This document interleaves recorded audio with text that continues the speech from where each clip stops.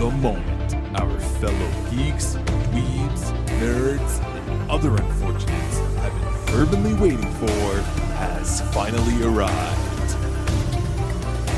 It's time for TMI, Confessionals of the Nerd Kind. And now, your hosts, Jeff Nerfherder Chandler, Jim Kaiju Baker, and Christina Yojimbo Henry.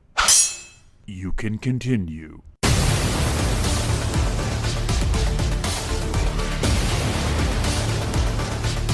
And now, let's get on with the show. Here is TMI. Don't worry, guys. We have lots of stuff to cover if the movies never come back. Well, yeah. This morning I added like 5 more things to the list. I was like, oh yeah, I can't forget that, and that, and that. And that. So, we're not recording yet, are we? We are. Well, we're recording. So we're in. So we're basically in. So anybody who's now listening, welcome to the show. Yes, welcome. And if you're listening on the strength of last week's Hamilton episode, thank you for coming back. So. You know, it's funny. I started thinking about this. We're actually replicating exactly what the drive-in movies are doing right now. Yeah, we are. Which is just mining those. But we got no choice. We came up with it first, though. They have no choice, and we have no choice. No, but it's great. I love it. I love the fact that people are going to the drive-in. Yeah, now, I know. It would, you know, you called me out last week because of the Back to the Future playing, but that would be a huge commitment for me. It's like over an hour drive just to get. But say if it was 10 minutes from your house. Oh, 10 minutes from my house, I'd probably live there. I'd probably mortgage my house and own it. I always wanted to, when the Bath Drive-In went up for sale, my mother and I seriously talked about like buying it. Like that would be like my retirement job. I would love it. And so this is exactly what I would do. What happened to the Bath Drive-In? It still sits there in complete disrepair. With a screen that's falling apart? It is a screen. The screen is only about 50 feet off the road, but my grandparents lived on Cuca Lake.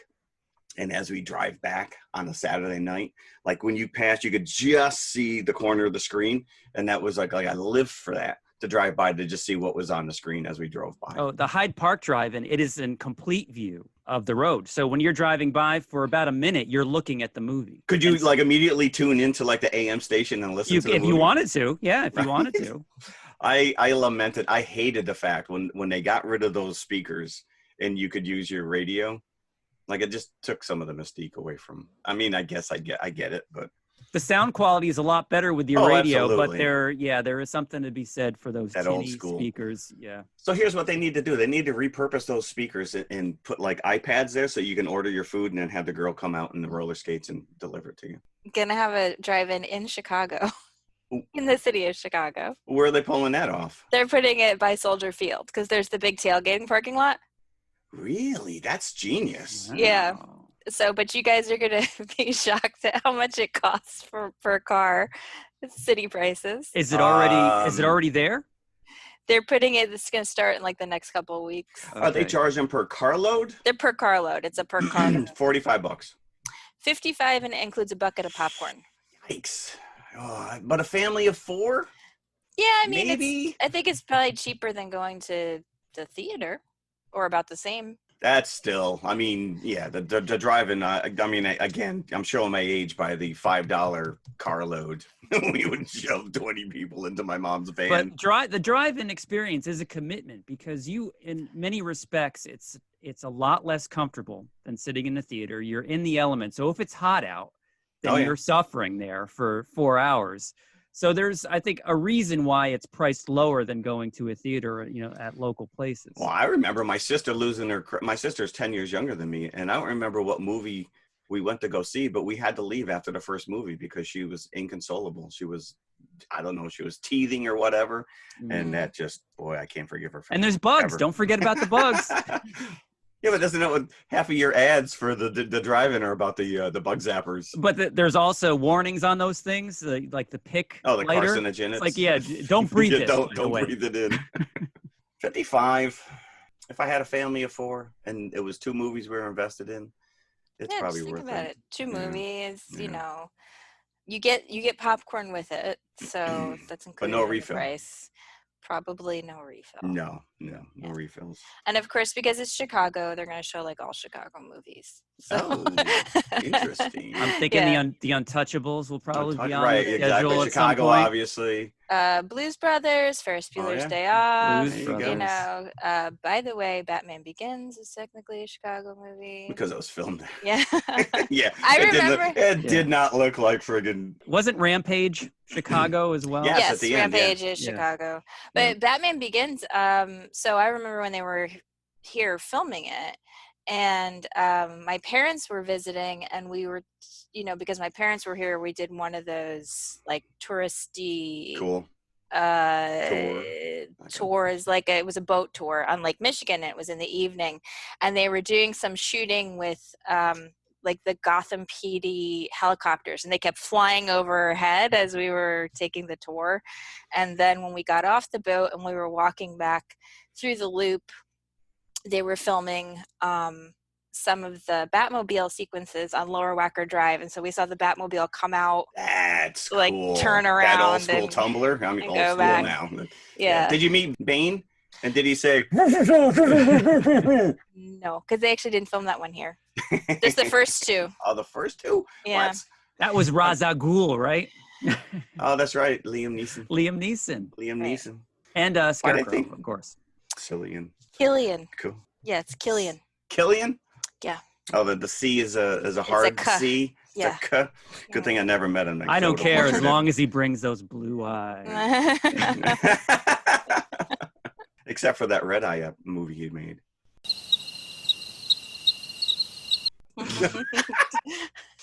So should we get into a little bit of So news? actually, let's before we get into news, I Okay, don't want to get off this drive-in thing because I just want to point out that I doubt that the drive-ins put in as much thought to their double features, even if they're older, than we do. So I agree with that.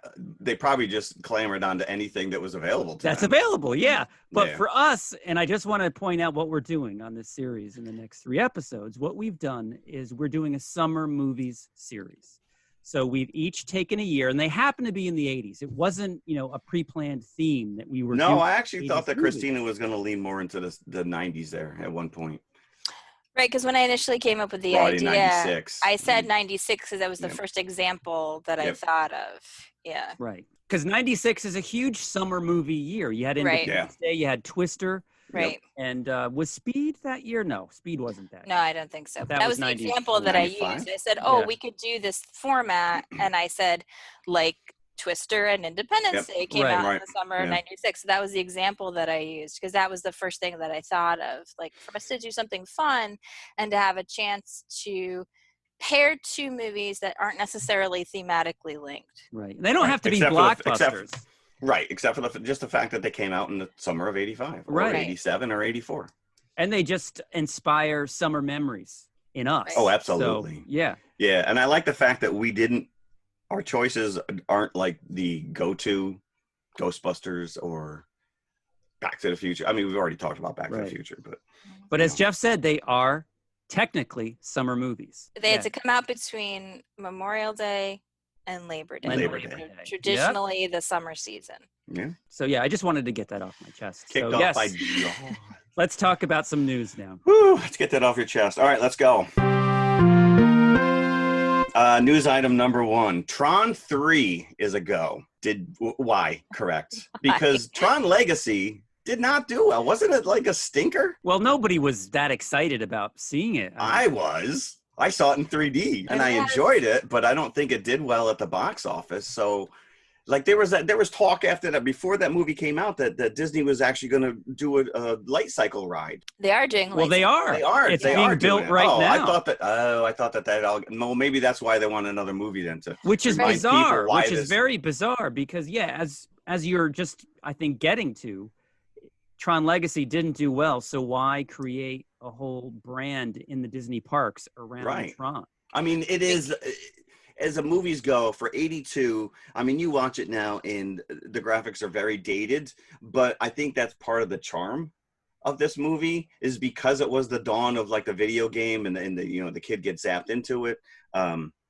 Oh yeah, it totally lives in that time period in the early '80s. Yeah, so the Tron ride exists in Shanghai already. It does. It exists in the Shanghai Disney Park, and if you've ever seen like YouTube videos of this ride, it's a really cool looking now, 'cause I guess I coaster, and that it was sort of like one of the top things that like Americans wanted from a foreign park was the Tron coaster. So they're putting it in Disney World, it's technically part of Tomorrowland. It's right next to Space Mountain, where and it's like sort of between Space Mountain and the cars that you drive. Yes, forgot the name of them. And there's like I have a friend who's like Disney obsessed who sends me construction photos of everything. It's gotta like never end, right? Right. It's just it's always in a state of flux. Because the last time we went to Florida to the Magic Kingdom, when you go on Space Mountain and you exit, they have you go out because they used to just send you out through the gift shop. Right. At this point, they let you out and you walk out and you're kind of behind the building and you have to go through this makeshift exit pathway to get out of this. They got everything under because they've blocked everything else off because they're building this Tron cycle. And it should actually be online this year or next year. Like it's pretty far ahead in terms of building. Interesting. So. All right. Well, that's actually exciting. So that makes more sense then that they've greenlit this. I don't think that Joe Kosinski, who directed Legacy, is signed on again, but I know that Daft Punk I guess is involved. So if you're thrilled or taken with that, apparently they do say they have a really phenomenal script. Of course they're going to say that. I mean, I think everything starts out as a phenomenal script. And sometimes it gets diluted from a phenomenal script. Yeah, because then someone's going to come along and it'll be like, well, this didn't really work in this movie, so let's see. But if they did this, if they shot the script, it would have been fantastic. So we'll see. Yeah, I hear that they're also doing a mine train ride from Apple Dumpling Gang in Frontierland. What? I'm only kidding. That's You actually had me excited. Animatronic Don Knotts and Tim Conway. That'd be awesome, man. That was so cute, Jeff, how fast you fell for that. I did. I'm a sucker. Jim got me hook, line, and sinker on that one. Sorry. I just want to believe. They should do like a whole, like take like that Tom Sawyer Island or whatever. I don't even think it is that anymore. Like where the Swiss Family Robinson. Swiss Family Robinson's in a different place. Swiss Family Robinson is a treehouse, and Tom Sawyer Island is like an island. Yeah. But aren't they semi-connected or no? Well, no. I'm not a Disney aficionado. The treehouse is actually in Adventureland and not in. Right. Oh, okay, gotcha. I apologize. And I don't even think it's Swiss Family anymore, isn't it? No, Tarzan treehouse. No. It's Tarzan in Disneyland. Okay. And the last time we were in Disney World, which was 2 years ago, it was still the Swiss Family Treehouse in Disney World. Okay, because the last park we went to was in California, so that's why I'm thinking it was Tarzan. I'm just saying, as of 2 years ago when I was there, it was still Swiss Family Treehouse. But, Tom Sawyer Island, when my son was young, that was one of his favorite parts of the park because there was no lines. Yeah. There's no queuing, right? He could just run around, get his energy out. It's like great if you have young kids who are excited about Disney World, but they just they need to be doing something. Not standing in line for 2 hours. Yeah. Just so you can slap Mickey's hand. Of all the times I've gone, I have never had any desire to go to Tom Sawyer Island, so I never have. That's because there's a bunch of running kids around there. You're like, I'm not going there. But even as a kid. I didn't want to. Well, Tom Sawyer, right? Tom Sawyer. It took me away. It took me away from 20,000 Leagues. So I was go on that again, or go. I think I'll go on 20,000 Leagues. Okay. I don't know. I sort of felt like it was definitely like a kid's paradise. Like there were caves, to go into, and there were things to climb on, and you could stop and get ice cream, and the rope bridges to go across. Yep, right. Yeah. It's that's cool if you're, a young kid, and it was definitely.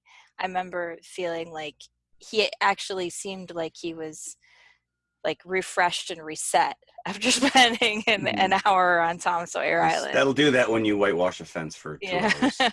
So, but in each of the parks, there is a play area, not as focused as Tom Sawyer Island.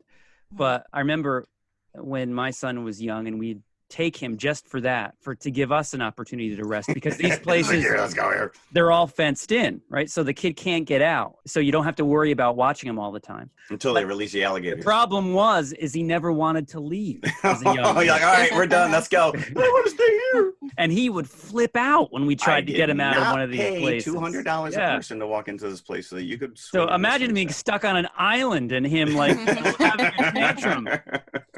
No ice cream truck, no churros, nothing. All right, are we on Yes. to Disney? Yes. That could be like an episode in and of itself right there. Holy Christmas. Let's move on. Yes. All right. We're gonna dip our toes into the Marvel universe a little bit.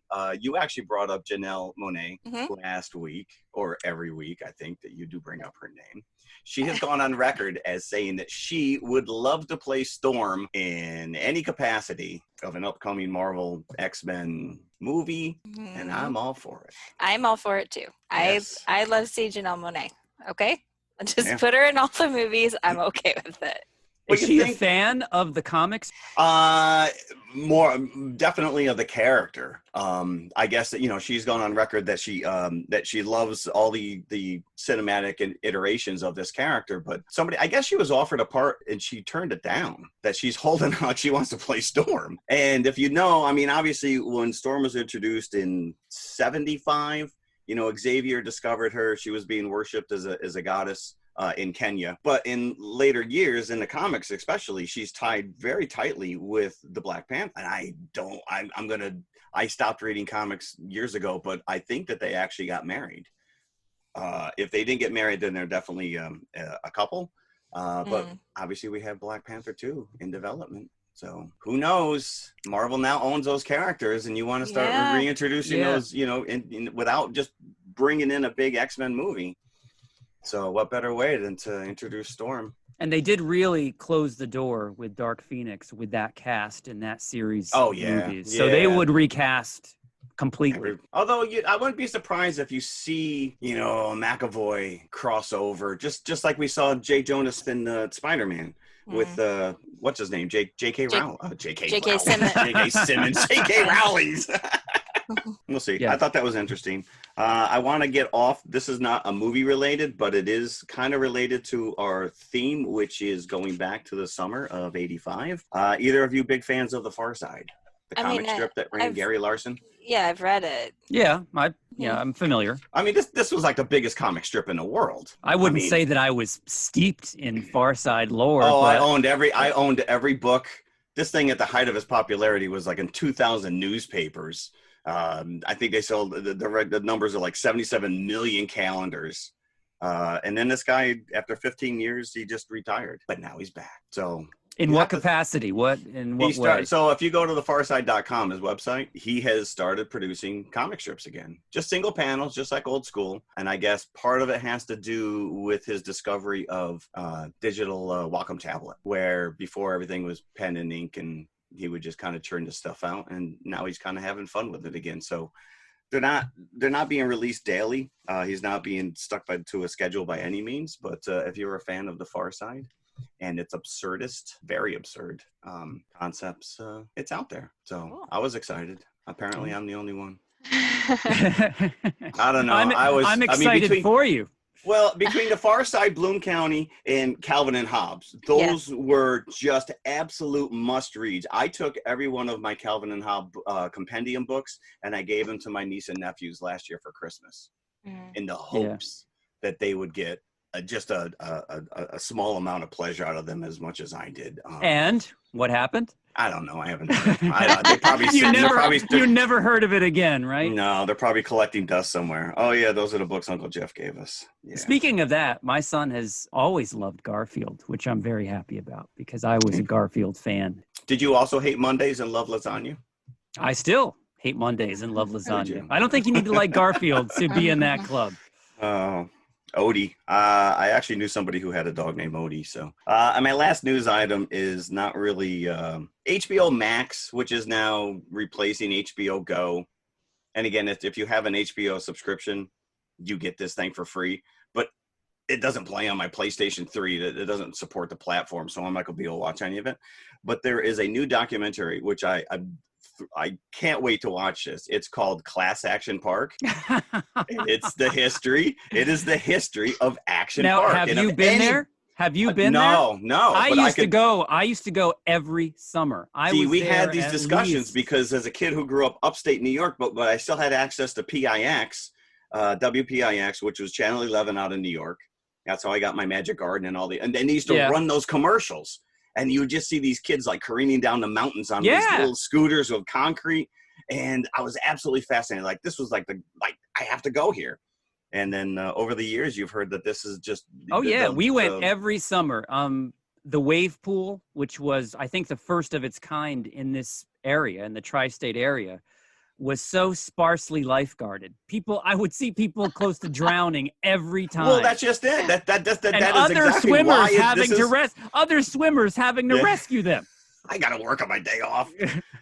But yeah, apparently this place was a death trap. It was. Every time I went, there was an ambulance on that hill because that's actually a ride. The ambulance, like it's like these COVID parties the kids have now. Action Park was all on a natural hill because it was right next to a ski resort. Yeah, so, it's actually. I was on the premise. There's a spa. There's a big spa over there. Mountain Creek. Okay, I believe it's in that area in Jersey, right? But yeah, I mean, there's a low level documentary that you can find on YouTube about people who used to work at this place, and again, the guy who owned it started his own insurance company just to cover the collateral damage. But if anybody has any knowledge or remembrance of Action Park. This is obviously something to check out because the animal just would not exist today in any way, shape, or form. And there was one ride called the Alpine Slide that you had to take a ski lift to get on because it was at the loading area was at the very top of this hill. So you had to get on the ski lift just like you were going skiing. And what it wasn't a water ride. You get in this cart and it had a lever that was between your legs and push forward to go and pull back to stop. And there was no restriction. So you could go as fast as you wanted. They told you at the top, okay, when you're going around a corner, brake. If you come up on somebody really fast. Nobody did. So people flew off this track all the time and had to walk with their cart the rest of the way down. Now, is this the concrete bunker? Yeah. So it's like a concrete channel. It's a concrete channel that you were going down and your cart kind of had wheels. And right, I remember the visuals. But as you were going up, there were pictures like keep your knees in, and there were pictures of these horrifying. This is what happens. I want to go back. If you don't keep your knees in. Really? Yeah, because you can imagine you're getting some serious road rash. You're getting torn up. And they had one ride that was built but never actually opened when you first entered the park. And every time, yes, it was the loop. You would have to go up a set of stairs because this wasn't set on the hill. This was on the bottom on level ground. So you'd have to go up, I don't know, 3 stories, 4 stories, and it was like a winding staircase up. And it was a completely enclosed tube that went down and then went in a giant loop-de-loop and shot you out at the end. If you were lucky. And they would run water down this at the top. So you would be going down with the water, and you had to pick up enough speed. That's why it was so high, to get yourself around the loop. And apparently a few people were injured when they were testing it out on the employees. Yeah, because they would just let employees go down and they get stuck in the tubes. They'd get stuck in the tube, or they would fall straight down because they didn't have enough speed to get around the tube. So they'd get up to the top and then they'd fall and then fall the rest of the way down the tube. And they had an exit door at the bottom of the tube for people that didn't make their way through so they could get out. Yeah. Just bodies laying at the bottom of this thing. It was an amazing place. I don't understand still how it was open as long as it was. Well, we're going to have to check out this documentary because I am absolutely fascinated with this idea. And I think they reopened it. They rebranded some of those rides over there as Action Park, but nowhere near like what you're describing. There's actually a movie called Action Point, I think, starring Johnny Knoxville that came out maybe 4 years ago. I think that was one of the really kind of brought attention to this. Yeah, where people are like, but it's not it's not a good movie. But I can imagine the documentary now and these people who work there and can start telling these behind the scenes stories, or people who survived it or didn't survive it. So I thought that was worthy of inclusion in the news, especially people from the New York area and Jersey. So there you go. That's my news. Let's get into it. So speaking of the 80s, we did a long lamented episode, what seems like years ago now, 1982. that we titled 1982. We thought this was the greatest. The greatest idea, right? We were going to embark on a series of episodes dedicated to a year. And the first one we did was 1982. We titled it 1982. And it, to this day, has the least amount of listens of any episode that we've ever done. Because probably 3/4 of our people who are listeners to 82. That's like 1,000 years ago. Also, the title of the episode does not reveal what we're talking about in the episode. And it's huge stuff. Each of us took a movie that we were going to watch and talk about it ourselves. So we did Poltergeist, we did Blade Runner, and I forget what the third one was. E.T., maybe? No, we've never talked E.T. Really? No. Well, we have to remedy that at some point. I know. I'm mad that you guys did Poltergeist. I don't but remember. Hey, nobody knows that we did Poltergeist. Right, correct. Nobody knows. And to be honest with you, it wasn't like we all watched the movie and then dissected it. It was basically each one of us came to the table with a movie, a song, album, and a TV show. Yeah. Okay. Yeah. And we just kind of brought it up. Did I bring up, was it Wrath of Khan? Maybe it was Wrath of Khan. I gotta have to look it up now. I don't know. Keep going, yeah.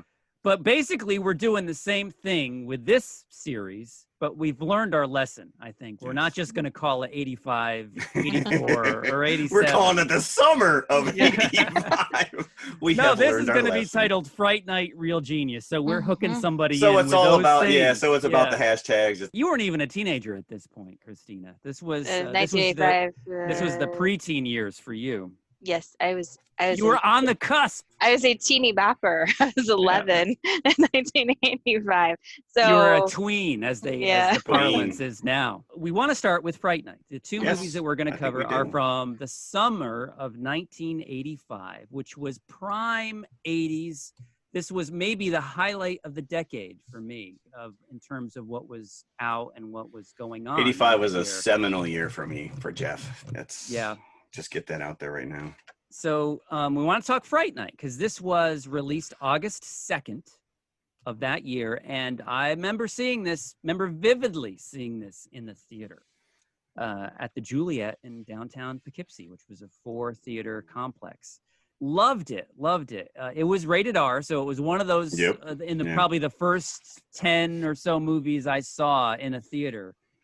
Because my dad was kind enough to take me, and I remember he liked it as well. Your dad was cool.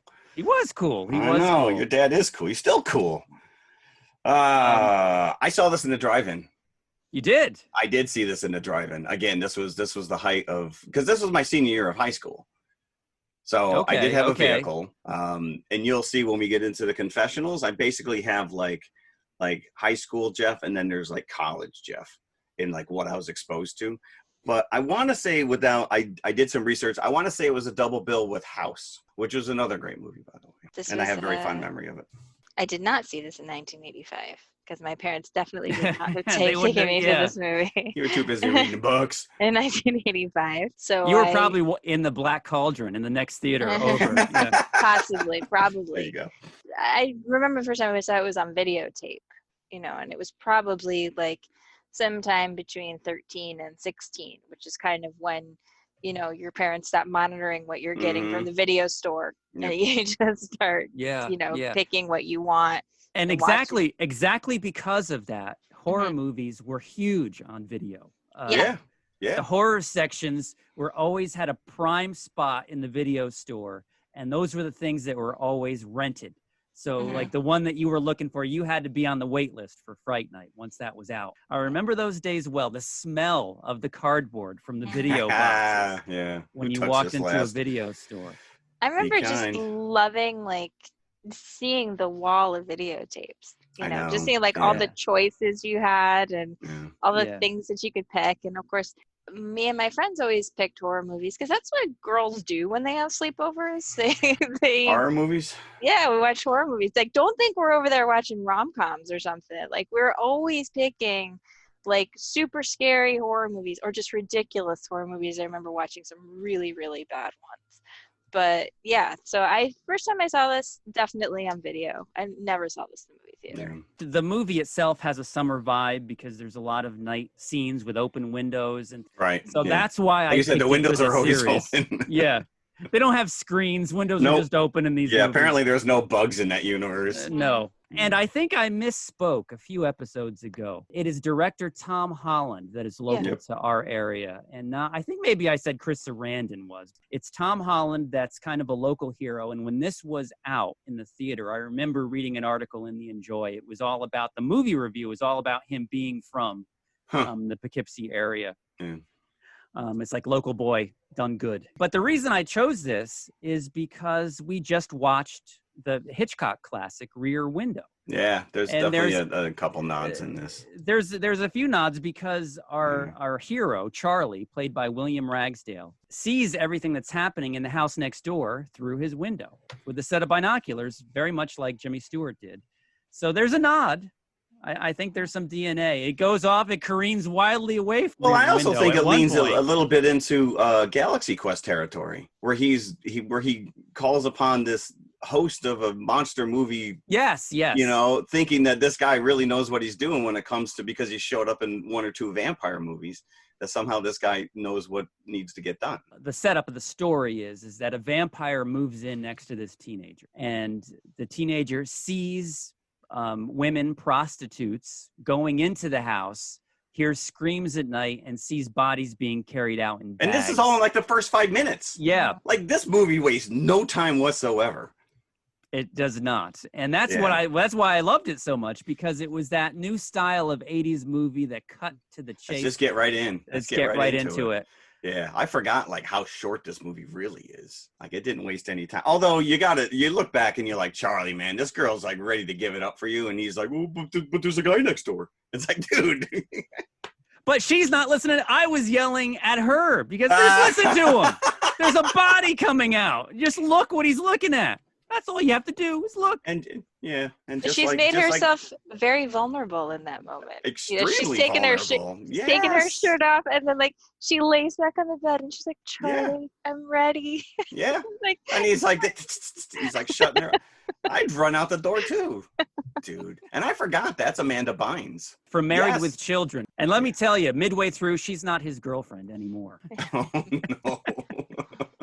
I don't think she will ever be his girlfriend after her encounter with Jerry. They were making out again at the end of the movie. And you know what's funny is that I had no idea that this connection, but the bad guy's name in both movies that I chose, Jerry. Like, super bad luck for Jerry to move in next door to a kid who just happens to be like a fan of vampire movies. Right. Yeah. But Jerry is not the most discreet of vampires. You don't just, invite prostitutes to your front door in full view of your neighborhood and then carry them out in garbage bags the next day.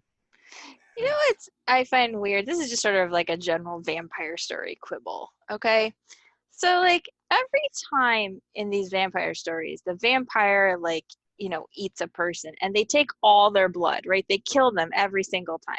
Right. So there's 8 to 12 pints of blood in a human being, right? So, like, maybe bags it.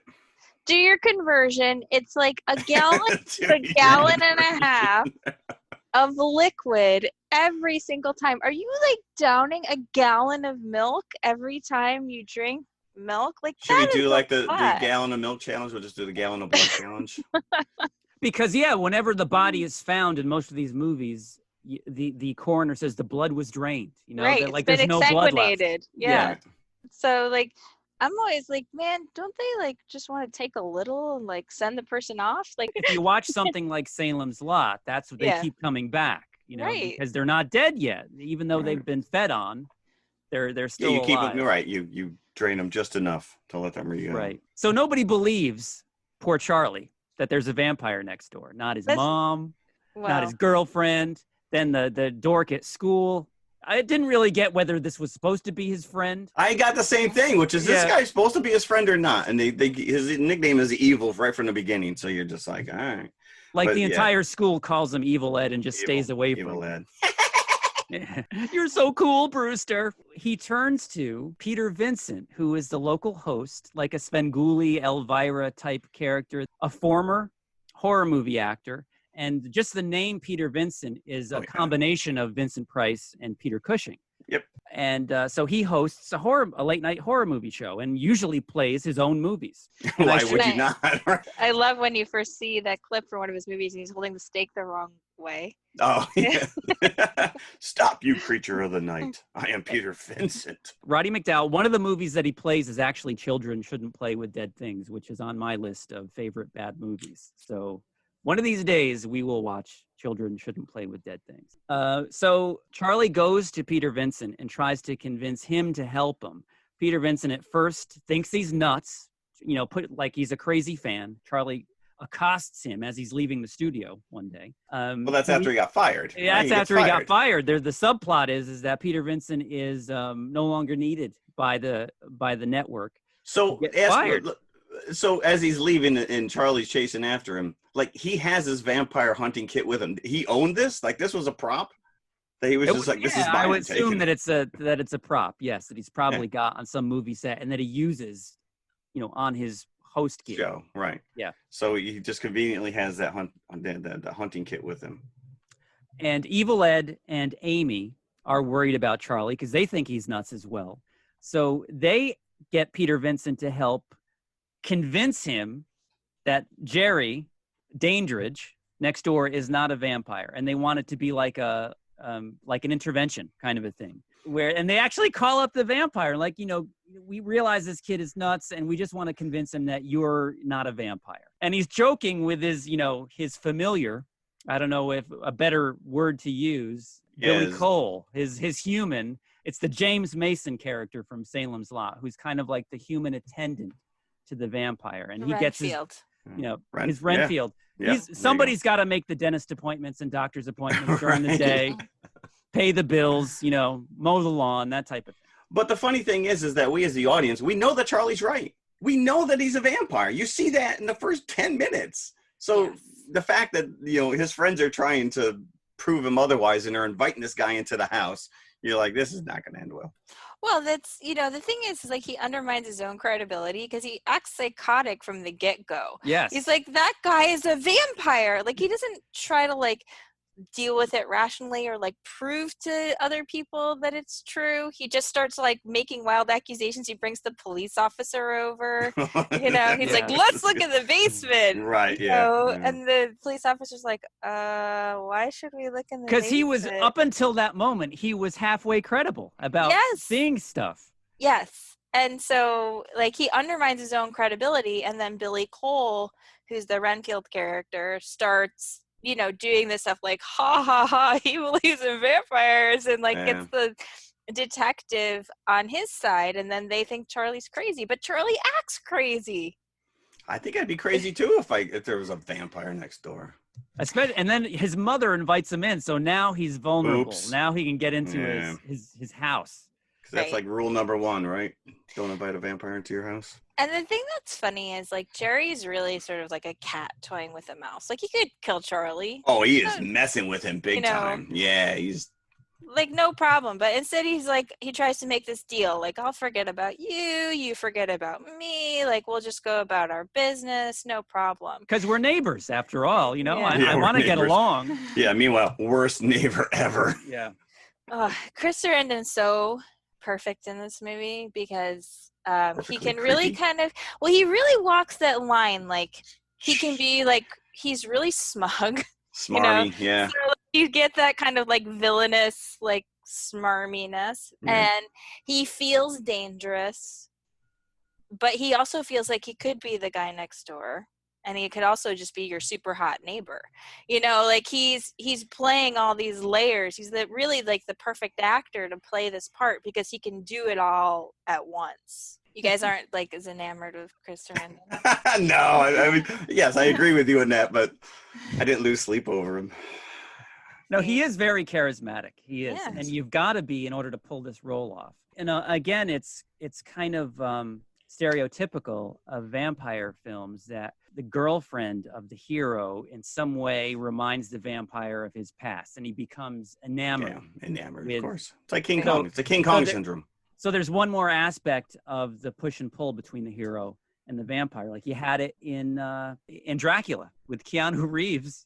Yeah. Hilariously so. Because, as with the character of Mina, played by Winona Ryder. But the whole part where Jerry comes into Charlie's house for the first time, not for the first time because his mom has already invited him through the threshold. So now he can come and go as he pleases, as he says. Yeah, I'll come visit you anytime, he says. So that night, he comes in, he makes some lurid movements over the mother's sleeping form, then he leaves the room, and then he crushes the door so she can't get out. So then he goes into Charlie's room and he attacks him and he makes that deal. He does said, just like Christina said, let's make a deal. You forget what you saw and then I'll leave you alone. And then Charlie tries to stab him with a pencil and then that deal's out the window with that. Yeah. Jerry has him hanging out the window. He's choking him. And then suddenly the mom wakes up. Charlie? She can't get out of her bedroom. And this somehow and he runs away. Yeah. You crushed the door so she's not going to be able to get out. And mom is going to chase you away. I guess he forgot about that. He forgot. Damn it, your mom. Yeah. So now Charlie is, to defend him a little bit, he is crazed because he knows the vampire is coming after him next. So he is desperate to get somebody to listen to him. Right. And then he's like in his room with like 1 billion candles, like psychotically, like making steaks and all this stuff. And then Ed and Amy come over and they're like, you're not okay. They just see like the clear signs of a person who's gone over the edge. So they agree to pay Peter Vincent, who will take whatever money he can get after being fired. He's like, all it takes is a $500 savings bond. He's like, I'm in. To stage this intervention at Jerry's house. And he agrees. The vampire agrees. Although they're bringing him right to me. Right. But he doesn't try to kill them or anything. And it's a great scene because Roddy McDowall as Peter Vincent, gets to rise to the occasion, and now he's getting into his part. And then as they're leaving, they still think Charlie's crazy until he drops his little compact mirror and Peter Vincent realizes that he can't see Jerry's reflection. And go back to a bit, like you said, when Jerry goes into the mom's house. Like he runs by, like he shows no reflection in those mirrors either, which I've never picked up on previous viewings. But when you see it, you're like, oh, look, it's there. Yeah. Not that we didn't know he was already a vampire, but it was a neat little effect. I'm like, oh, look at that. So so now he realizes that Charlie's not insane. He's like, here's your $500 back. I'm out. That's what I would have done. And then immediately after that, Evil Ed gets attacked by Jerry as well. That's a pretty sad sequence, I think. Like, I think that's really the scene where you feel like Ed is a jerk. Ed is an outcast.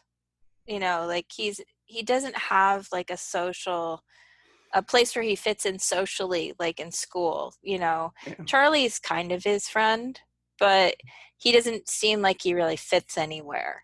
No, and I think he's embracing his weirdness just because that's all he basically has to hang on to. So he's reveling in this, that he's able to make fun of somebody else for going, that's why he's relentlessly torturing Charlie, thinking that he's crazy. And so you get that, as he goes down the alley. So he kind of blows him off and still doesn't believe him. So you're set up as an audience member to not feel so sorry for Evil Ed, but as Christina was saying, you do at the same time. Right. And then when Jerry comes to him and he's so scared and he's crying, like he's really afraid in that moment. I think there's like, as an audience member, you feel a lot of sympathy for him in that moment, that, he's really just a scared kid who doesn't know where he belongs. And this vampire is going to give him a way to feel powerful. To feel like he belongs somewhere. Now he turns him, and then he goes to attack Peter Vincent, which is kind of the catalyst for first convincing, Peter Vincent's already knows something is up from the mirror, the whole deal with the mirror. But then when Evil Ed visits him, and then he puts the crucifix. Now the crucifix works. Well, I think it's because the guy's kind of lost faith in, he even says, it's just a prop. It doesn't, I don't believe in it, but obviously, once he's confronted with this, he's like, all right, maybe I should be believing. Right. Well, I mean, I think what you're referring to maybe is later, that when Peter Vincent tries to use it on Jerry, Yeah, it doesn't work. It Right, doesn't but work. Jerry says, you have to have faith for that to work on me. Like the emphasis being on me, meaning Right. that he's older, he's more powerful. This is a fledgling who just the symbol of a cross is going to impact them. But you actually have to have faith behind it for it to work on an old vampire. So it does burn an image into Evil Ed's forehead. And that was one of the most iconic images from this film, because I remember that, I think it was on the cover, if I'm not mistaken, of Fangoria, an issue that I had. Oh, really? Yeah. So that's one of the key images for me, the takeaways from this movie is Evil Ed with the cross burned into his forehead. So Peter Vincent, after this attack and after he wards him off with the crucifix, he doesn't even want to open his door to anybody. He's like, he won't let Charlie in. He's like, touch this crucifix first before I let you in. Yeah, I'm not trusting anybody now. But then he's got a realization. He realizes that he can help with this situation, and it's almost like it's redeeming himself as a human being. I'm talking of Peter Vincent, and then maybe at the same time defeating some of his inner demons. I might be looking too much into this character. Well, I think he feels he's got an obligation at this point. Yeah, they came to him, and he dismissed it, and now they're up Fish Creek. So at this point, Amy's been kidnapped. Yes. Yeah, and that whole dance sequence. Did you get like a tech noir Terminator vibe in that when they're like running through the dance club? And it's funny that you say that, because the composer, Brad Fiedel, who also did the Terminator. And this was filmed only a scant 3-4 months after Terminator was in theaters. So yeah, he probably did them back to back. So, and then there's not only just the scene in the nightclub, which is pretty erotic to say the least, but then Dandridge brings her back to his house, and then there's that whole scene where he puts her up in the white dress, and then he bites her, and so it's a very sexual, and then it cuts away. So. Yeah, it's possible and that there was a sexual encounter between them as well. Yeah. And that's why I say that she's no longer, even after Jerry's dead, she's no longer Charlie's girlfriend.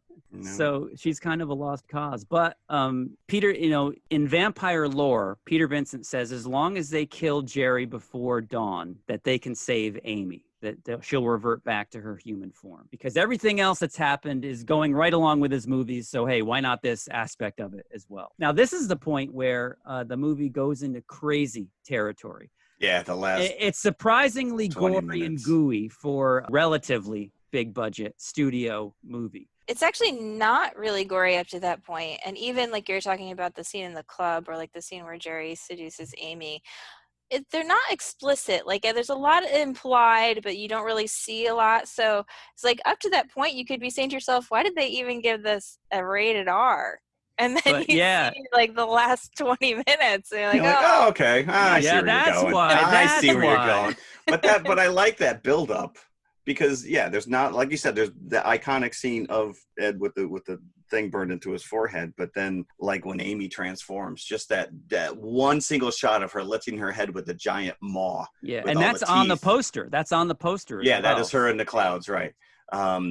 And then at the end, where he's fully transformed into like the bat skeleton. Yeah. I mean, it's just, it really, like I said, it's a short movie. It gets right into it, but that last 20 minutes is it's well worth the price of admission. But let's talk about, I think the most tense scene for me, the highlight, is with the second encounter between Peter Vincent and Evil Ed, when he turns into the wolf. That's a great, great scene. The special effects are awesome. The practical effects in this. Yeah, the editing is a little all over the place. The editing, but again, you're cutting between live actors and in the the transformation. It goes on forever. Yeah.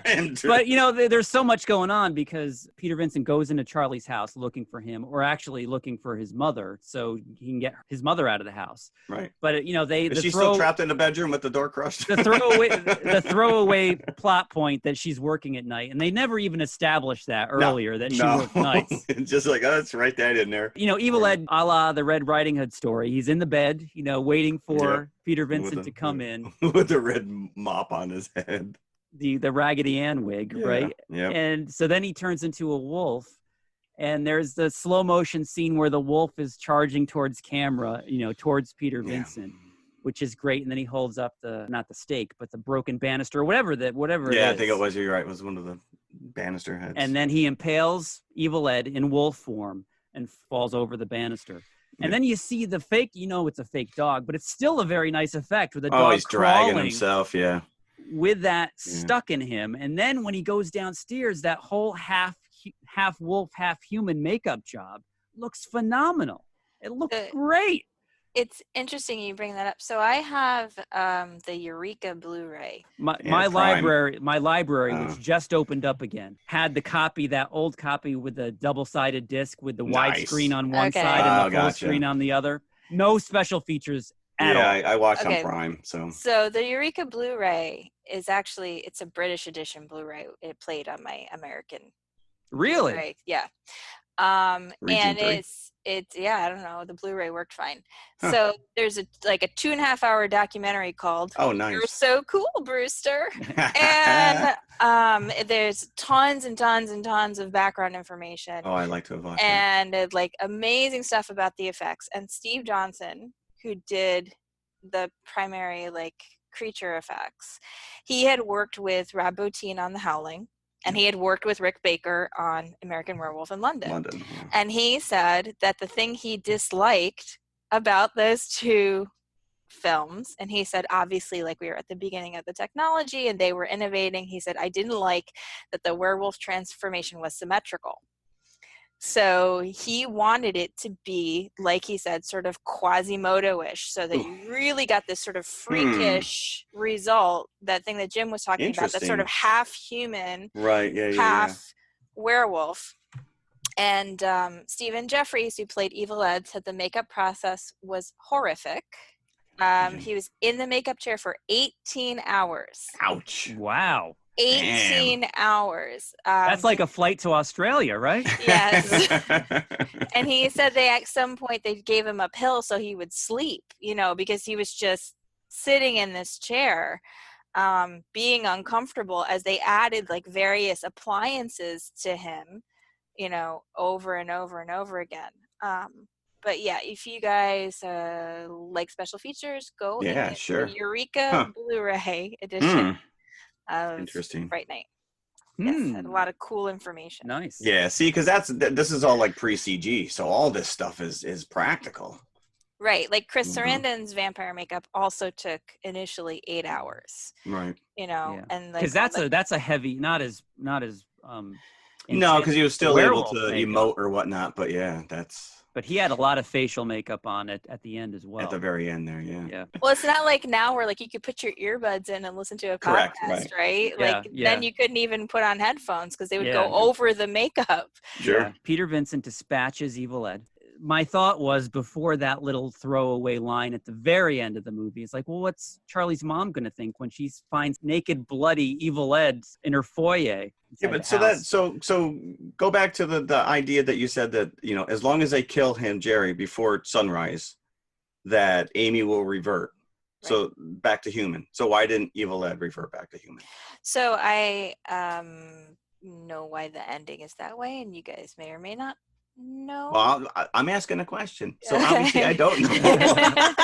Because I watched this exhaustive documentary. That sounds like it's longer than a movie. It is longer than the movie. That's great. See, I love stuff. I miss stuff. I don't have time for the stuff like that. I wonder if it's like the Galaxy Quest doc, where it's available on a streaming service where we can I don't know, it. But it's called You're So Cool, Brewster. In the documentary, they said, Tom Holland said he had originally written the script so that at the end of the movie, when Amy and Charlie are watching TV and they see Peter Vincent on the TV, and how he winks at Charlie? Yeah. Instead of that, Peter Vincent transformed into a vampire. Yes, I did read this. Okay.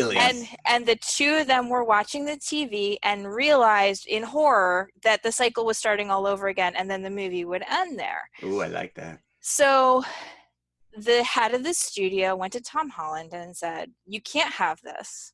It was the 80s. They didn't want a downbeat ending. And who knows if they're going to make a sequel. So they said, we've become attached to these characters and we want something that's more like a happy ending.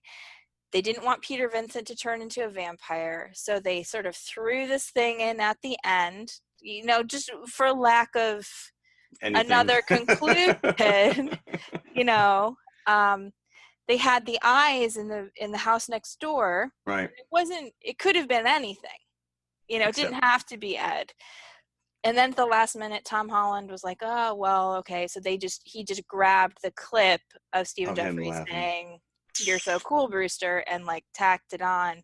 So that's the end of the movie. But I think it's not as satisfying because, you don't really get resolution, but you don't get resolution for the Ed character. Like he's either... Right. And you would think that if that was supposed to be Ed, because when I saw this in the theater, and when I watched it now, I didn't think necessarily that it had to be Ed. Like, right. You see eyes. It was his laugh. It was his laugh, but say that they're just a filmmaker, the way to end the movie, they're just playing that soundbite over again. So you could get one more shot of Evil Ed. I didn't assume, okay, that might not be Evil Ed. It might just be, a bat or something. So they left it, to me, ambiguous. Yes. I think you could interpret it as it's not Ed. It's just something else has moved in next door, and so the cycle is going to start all over again. But there's still no resolution for Ed's character. Like, is he dead? Right. Or did he revert back? Like, if he somehow reverted back, how do you retain the glowing red eyes? Right. What happened to the body after right impaled? So but I read that Holland has been pushing for a sequel, and it would be Evil Ed taking over the house, and it would be modern times that Charlie would bring his family and move into his mom's house after she passes, and so it would kind of be like a Monster Squad younger version of the characters. Well, there was a sequel to this. There is a sequel. And the interesting thing is that it was going to have that actor back, the Evil Ed character, but he didn't like the script. He didn't want to do it. So they had to kind of reformulate the script. And Tom Holland didn't direct Fright Night 2 either. And I don't even remember Fright Night 2. I don't remember I know either. that I saw it. I know that it exists, but I don't think I've seen it. I know that I saw it, but I have no memory of it. Other than the fact that Roddy McDowall was in it, as well as the Charlie. Oh, was character. he? Boy, he really will do anything for $500, huh? He really laser blast. He apparently really loved playing the Peter Vincent character. It's got to be a cool character. I mean, Vincent Price turned it down. And get this, Vincent Price turned it down because he didn't want to be stereotyped. Dude, you're 30 years too late. It's too late for that. That ship has sailed. A little too on the nose, huh? Wow. Damn. So the Fright Night 3 that was supposed to happen with Roddy McDowall and Tom Holland. Oh yeah, this is like Unsolved Mysteries weird. It is. It is completely weird. Roddy McDowall really wanted to play the character again. He loved playing Peter Vincent, and he wanted to do it again with Tom Holland and with William Ragsdale and the original cast and all this stuff. So they set up a meeting to try to, get something going, and it seemed like maybe the project was going to happen. But then the head of the studio and his wife were murdered by their children, the Menendez brothers. Wow. Like, what the heck? When I read that, I'll put a stake right through the heart of that project. They had a meeting scheduled with this guy, the head of Carol Co., I think, Pictures. Yeah. Oh, Carol Co. Until he was murdered. Then the meeting is off. Can we reschedule? I mean, like, one of the most famous murder cases of the 80s, too. I didn't even realize this guy was involved in motion pictures. Damn. Can you guys remember that? Just the Menendez Yeah, trial? no, I remember the trial, but I guess I didn't realize that the parents were. And that is the reason why Roddy McDowall never got to play Peter Vincent again. A third time. Yeah. Damn you, Menendez. So, we kind of glossed over the ending of the movie where Peter Vincent and Charlie go into the house, and it's why do you not wait until dawn? Dawn, exactly. Just wait a few more hours. Well, actually, no, wait, they do, because they have to save Amy. They have to save Amy before. Yeah, right. That's true. Yeah. That's true. So there is a reason for it. But they always go in with like an hour to go before. Mm-hmm. And I guess sunrise is at exactly 6 a.m. And then they've got to deal with Billy Cole. And so this is never really explained what Billy Cole is, because the way that they kill him is they impale him with a wooden stake and shooting him won't work, but suddenly the wooden stake does, but he's not a vampire. And then he bleeds green goo. So maybe this was a way to keep the R rating and not go into unrated territory rather than use blood. Yeah.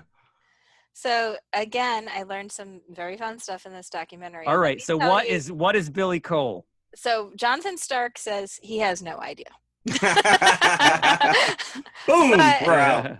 But let me tell you how horrible the makeup and effects people were to Jonathan Stark.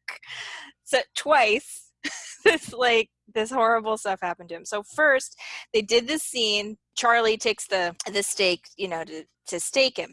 So they have the shot. Bill Ragsdale points it towards him, and then they have to put this appliance around Jonathan Stark, right.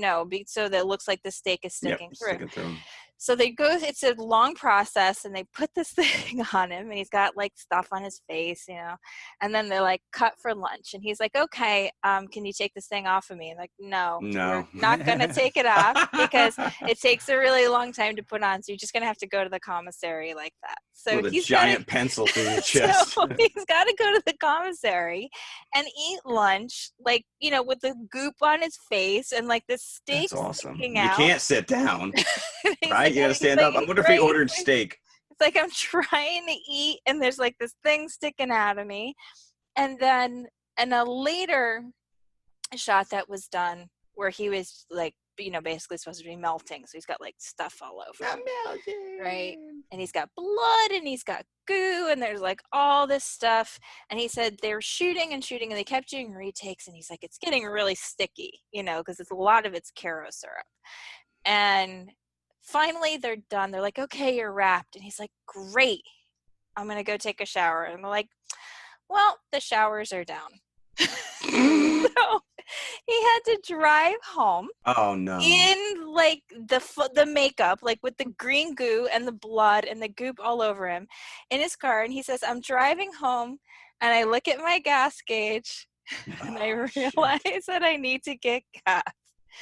So he says he pulls up to the station, and he's like, "I'm not doing self-serve." So he gets the guy to come over and says, put in a couple bucks unleaded, and the guy does this double take. Okay, sir.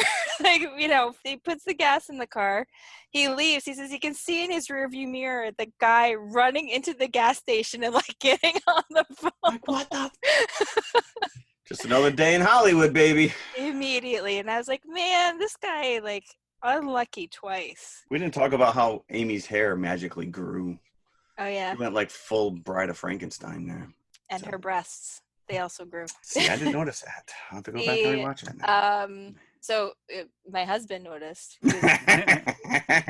He goes, her breasts are a lot bigger. Oh my! Because you see her in her bra, the first. Yeah, it's true. The first scene. Yep. But then in the documentary, Amanda Beers talked about how they had made a prosthetic so that she would have the bigger breasts in the final scene. And she said she kept those rubber breasts for 25 years in a closet. It's a gift that keeps on giving. So what was the point of that? Just to make her more... Just to make her look, make her look more vampy, kind of, to emphasize that there has been a physical transformation. So her hair grows and her breasts grow, and she just looks more seductive. No wonder why Charlie was finally down with it at the end. Chris Sarandon has his own pretty extensive facial prosthetics on at this point. He turns into a bat, and after Billy goes down, he turns into a bat and attacks both Charlie and Peter Vincent. And am I mistaken in this, or does Peter Vincent get his face scratched pretty badly during this attack of the bat? But immediately in the next scene, he's got nothing on his face, as if nothing happened. Catch that. I saw the bat scratch his face, and it was just a split second. Did he have bat scratch fever? With blood and everything else. So maybe that's how they tried to work it in, that he turned into a vampire at the end.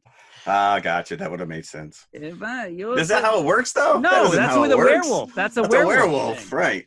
So I don't know. But anyway. So it doesn't matter. They didn't go down that road. So they go after Jerry.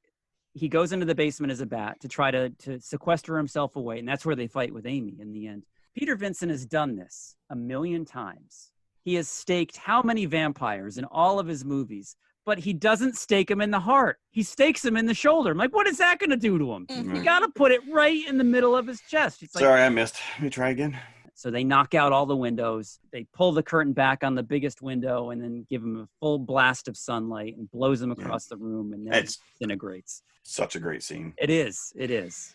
And So- again, you know, another one of these gory disintegrations that it's kind of, you're taken aback because, as Christina was saying, you don't get a lot of that throughout the beginning of the front, yeah. movie, but it's all back-ended here. So Steve Johnson, who designed the werewolf transformation, had, again, he said, you never get to really see the vampire burning on screen. He said, you know, it's like, you know, the person's there and then the next minute, like there's ash or there's something, you know, he said, you never really got to see it. So he designed this really elaborate, super dangerous, filled with chemicals system where he was basically running like the chemicals with tubes through this puppet, and it would act sort of like flash paper, and you would see, you know, the whole thing actually burning on screen. And it was very, very elaborate take, obviously very dangerous. They couldn't do it on set because, you know, there would be like chemicals coming off and stuff. And he said, we did the thing and we get the shot and I'm really, really excited. And he said, I'm driving home and all of a sudden I feel like my feet are tingling. And he realizes the bottom of his shoes have actually burned away. Like the rubber has burned away because he was standing like in the goop, and his feet were burned like from the chemicals. He couldn't walk for like several weeks. But said he was so oblivious to it happening because he was so engaged in trying to get the shot, like this really cool shot that he always wanted to see on screen. All for your art. It holds up. It does. It's still entertaining. It does. Although I didn't like it as much as when I first saw it. So, you know, we talk about Chasing the Dragon. I've put this on a pedestal in my mind, and I haven't actually watched it in several years. I didn't quite get to that feeling. I enjoyed our second film more than I did this one. I will agree with you. But still, it was enjoyable. No, it was great to enjoyed revisit watching it. I probably have not seen it since the dawning of VHS tapes in probably the early 90s. Roddy McDowall looks ancient in this, or they've attempted to make him look ancient. I think he's got more pancake powder on his hair and on his face. Well, when you got 26-year-old playing a teenager, I guess you had to ramp him up a little bit. So I had to look to see how old I had to look probably to like see how 56. old he was. He was about 55, yeah. He was. So I had to look. So that made him 40 when he did Cornelius. Wow. Because Cornelius is like a young, energetic ape, and you don't think of him. You think of him in his early 20s, right? Yeah, he's like a kid. But no, Roddy was 40 at that time. So yeah, he was in his mid-50s when he filmed Fright Night. Yes. I mean, he was only 70 when he died. I know. You know, which is really sad. Like he's, you know, the kind of person you can imagine, like going on still being in movies, you know, like up until, you know, their 80s or their 90s. He just seemed like the kind of guy who just really liked to be in movies. And he loved this part, as Christina was saying. Yeah, he loved this part. That's too bad that we didn't get more of that character. I mean, it has lived on. I think I can't remember which comic book company had the rights, and there was a comic series, Fright Night. Company name was Now Comics. Oh, it was Now? Yeah. Yeah, because I think I think it was owned by Topps. Because I think they also had Dracula. This was the 90s, like the glut of the industry. But you talked earlier about, you know, the animal of the movie horror host, and you brought up Elvira, and obviously Svengoolie is probably one of the only ones that's still out there right now on MeTV, on every Saturday. Joe Bob Briggs, who's on Shudder. So, but it's a dying kind of. I mean, every local TV station probably had a guy like this. Yeah. You know, local guy. You would host your chiller theater or whatever on a Saturday night, and you would get your back-to-back monster movies, and he would do a little comic relief in between. So. Has anybody seen the remake, the 2011 remake? No, I have no interest. I was reading about it. Anton Yelchin plays the Charlie character. Right. Yes. David Tennant plays the Peter Vincent character. Doctor Who. So just on the strength of these actors that are in this, I'm interested in watching it now. Might be worth a watch. I don't know. If it's free. Right, yeah. I've seen this movie a ton because this is one of my husband's favorites, Fright Night. So this is something, like I said, I have the big fancy Blu-ray. Yeah, that's cool. I like that. Like that we've watched this movie quite a few times. So I think probably when the remake came out, like he was like, no, I don't want to see a remake of of a movie I love. So yeah. So how many buckets would we give? I think when coming into this, I was thinking, oh, this is easily 4 buckets, maybe even more. But then after watching it, I'm like, maybe 3.5. I'd go 3.5. I'll go 3.5 with you. Yeah, I think it's probably 3.5 as well. I love it, but there's definitely like some plot holes that are hard to overlook, and just some things you wish were filled in a little bit better, maybe. Yeah. Yeah. But I still enjoy it. Oh, absolutely. Yeah. I was happy to rewatch it, definitely. Me too. That's why I picked it. There you go. Yeah. Cool. Good job. Right out of the gate. So let's go to the concession stand, and we are going to come back with another movie from 1985, Real Genius. So stay with us. They're at the movies, it's a big date. They love their popcorn, look what they ate. This kind of action, the main attraction. Oh boy, ain't love grand. He's buying lots of goodies, ice cream, Pepsi, and peanuts too. Living on love's not easy, you need your strength to woo. Now he returns, what does she earns? Refreshing Pepsi, a kiss he earns. Romance and pleasure, and for good measure, thirst-quenching Pepsi. For those who think young. Okay, we're back, and we're talking Real Genius. Nice now, going, Genius. Christina, is this on your list of bad movies that you love?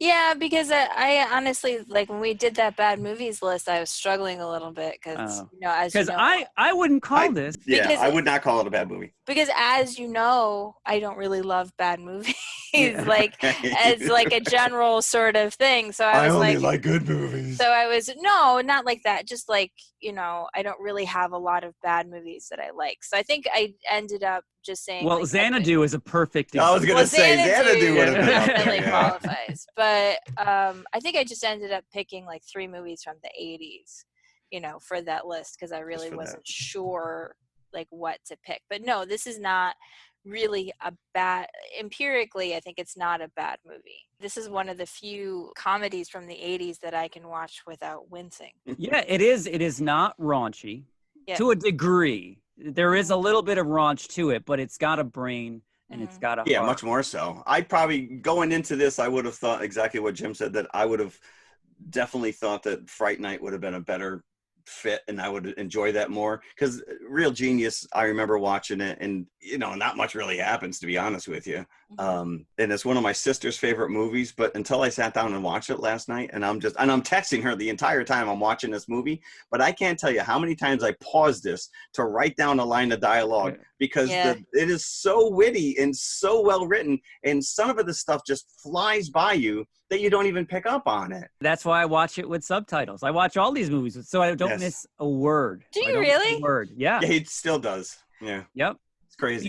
Because it all stemmed from my son being very young, and we put him to bed, and we'd have to put the movies down or the TV shows down low that we'd watch and watch it with subtitles so we wouldn't wake him up. And we just got so used to it that we still do it. We don't have to put the volume down anymore, but we still watch it with subtitles. Yeah, I mean, like, there's no misogyny. So, like, you don't have, like, the weird science Revenge of the Nerds. Like, you don't have this kind of, you don't have objectification of the nerds. You don't have, like, the nerd versus jock dynamic. You don't have the... Because they're all nerds. There's no... Right. Yeah, it's like nerd on nerd violence. You don't have the woman transforming for the guy a la Breakfast Club. You don't have horrible Asian stereotypes like 16 Candles, which is so offensive I can't even watch it now. You don't have like the sort of name-calling dynamics you have in a lot of comedies from this era. You don't have gay slurs being used as epithets. Like there's a lot of things that this movie doesn't have that when you watch comedies from this era where I'm like, ooh, like, you know, Right, even Ghostbusters now I watch and I'm like, Yeah, there's a couple things. like, you know, Bill Murray's kind of a creeper. Like, He is. you know, like so many comedies from this era are so uncomfortable in retrospect. And this doesn't have that.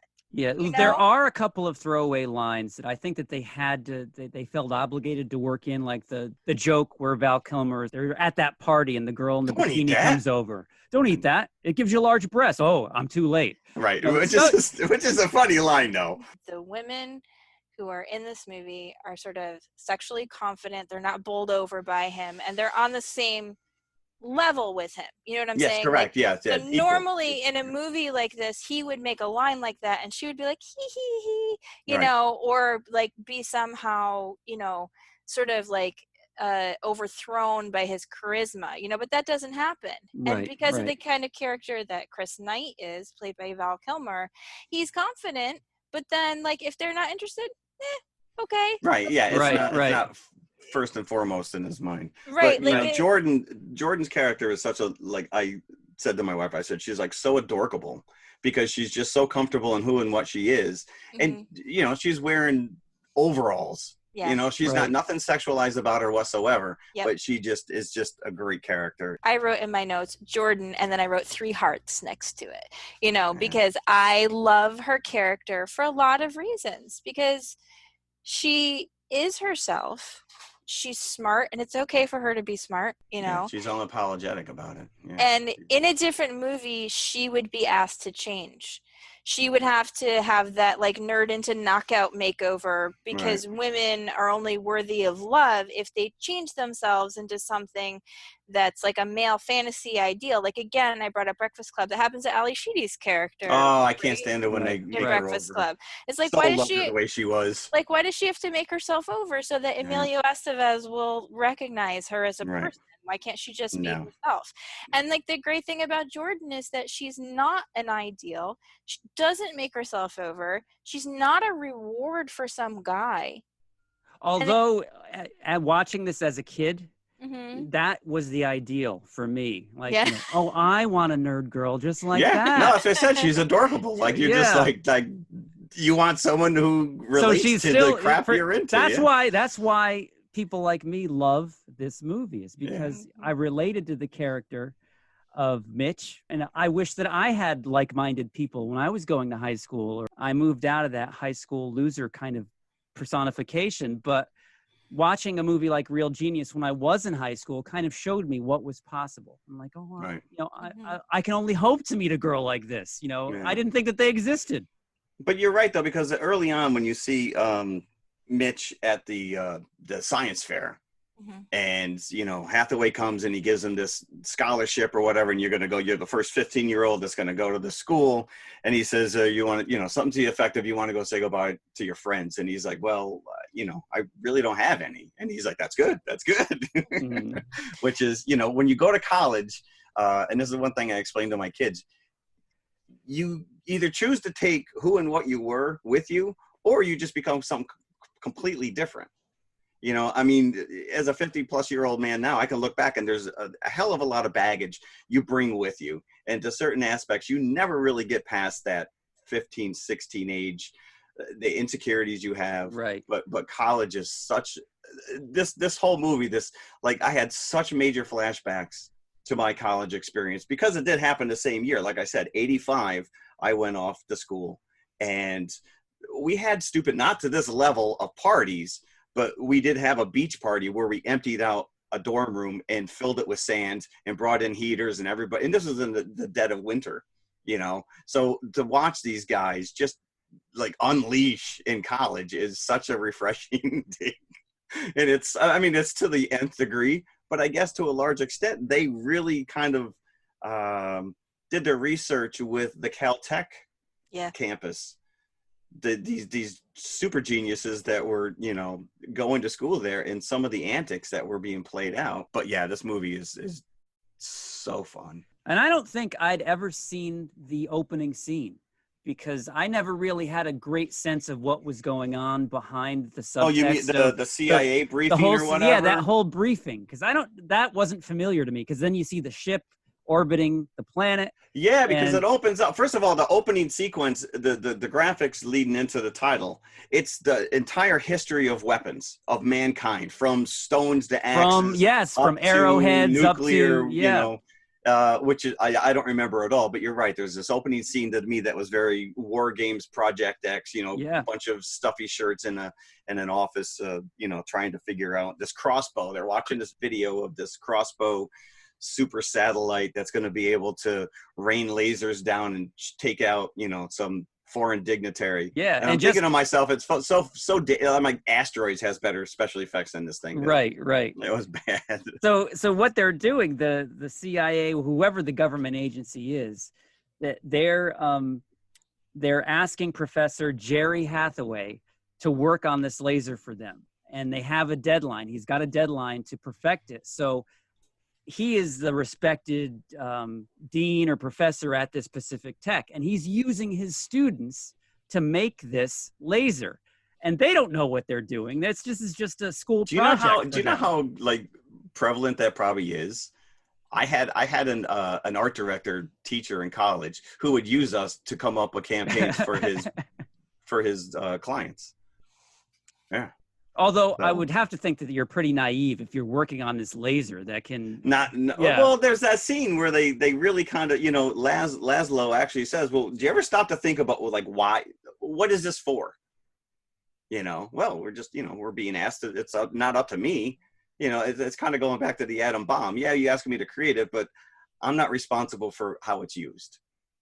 Well, Mitch says, like, it's up to someone else to think of the application. Right, yeah. They're just, it's our job just to make this happen, and then we don't know what's going to happen to it after that. But we realized pretty quickly these guys are looking to create this laser for defensive purposes.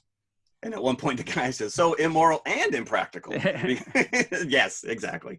Ian Atherton is so, like, to me, I know he's continued to act, but he's such an 80s actor. He is, he personifies all of these jerks that, like, if anybody who's listening doesn't know this actor, all I'm going to say is the dick in Die Hard.